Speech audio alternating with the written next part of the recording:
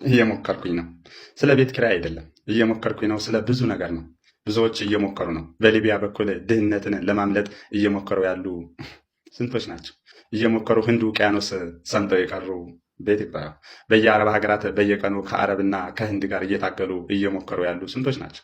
ከሮማውያን እንግሊዝ ለመግባት በአውሮፓ ጨለማ በየጫካው እያደሩ መንገድ ለማግኘት ሙከራ ውስጥ ያሉ ብዙ ናቸው። እዚህ ከገቢዎች ጋር እየታገሉ ስራ ለመስራት እየሞከሩ ያሉ አሉ። በየቀኑ እየጨመረ በሚሄደው ኑሮ ቤተሰባቸውን ላለማስራብ የማይሞከረውን ሁሉ እየሞከሩ ያሉ ስንቶች ናቸው? ቤት ይባላል።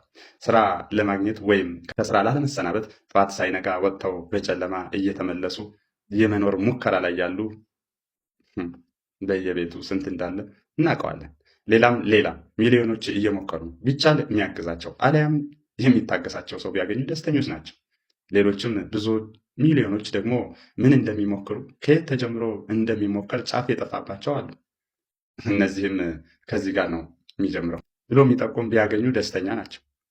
የአንድ ጥሩ ሀገር መለኪያ ለሁሉም ዜጎች እኩል የመሞከር እድል መስጠቷ ነው። በጣም ጥሩ ሀገር ደግሞ ለሚሞክሩ ዜጎች ዋጋቸውን ትከፍላቸዋለች። አሜሪካን ዘላንድ ኦፍ ኦፖርቹኒቲ ያሰኛት የመሞከር እድልን ስለምትሰጥ፣ አብዝተህ ከሞከርክ ደግሞ የልፋትን ዋጋ ስለማትነጥቅ ነው። በሚሊዮን የሚቆጠሩ ኢትዮጵያውያን ከገጠር ወደ ከተማ የሚሰደዱት ከግብርና ውጭ ያለ እጣ ፈንታ ካላቸው ለመሞከር ነው። ሌሎች በሚሊዮን የሚቆጠሩ ኢትዮጵያውያን ከሀገራቸው ወደ ሌላ ሀገር የሚሰደዱት ይህንን ለመሞከር የተሻለ ዋጋ የሚያገኙበትን እድል ለማግኘት ብቻ ነው። ብቻ ሳጠቃልለው ሁሉም ሰው ባልልም እንኳ ብዙሃኑ እየሞከረ ነው። እየሞከሩ ያሉ የልፋታቸውን ፍሬ ስጣቸው። ምን እንደሚሞከር እንዴት እንደሚሞከር ለጠፋባቸው ደግሞ መንገዱን ፈጣሪ ያመላክታቸው። ብቻ እየሞከርን ነው።